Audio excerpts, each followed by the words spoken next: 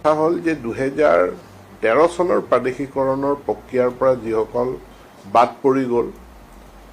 2021 চনৰ প্ৰাদেশিকৰণৰ পৰা যিসকল বাদ পৰি গ'ল, 13 বা 21ত প্ৰাদেশিকৰণ হৈছিল, সেই বিদ্যালয়সমূহে এতিয়া 2025 চনৰ সংশোধনী আইন মতে তেওঁলোকে পুনৰ প্ৰাদেশিকৰণৰ কাৰণে তেওঁলোকে আবেদন কৰিব নোৱাৰে। এতেকে যোৱা বিধানসভাৰ অধিৱেশনত বিত্তমন্ত্ৰীয়ে ঘোষণা কৰিছিলে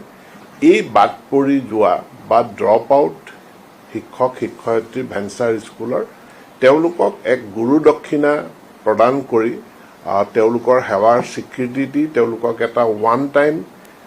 ফিনেন্সিয়েল এছিষ্টেন্স বা দি পেলাই এই সমস্যাটোৰ এটা স্থায়ী সমাধান কৰা যাব, অৰ্থাৎ এক ধৰণৰ গোল্ডেন হেণ্ডশেক এটা তেওঁলোকৰ লগত কৰা যাব। আৰু তাৰ কাৰণে আজি আমি গুৰু দক্ষিণা এটা পৰ্টেল আমি আৰম্ভ কৰিছোঁ।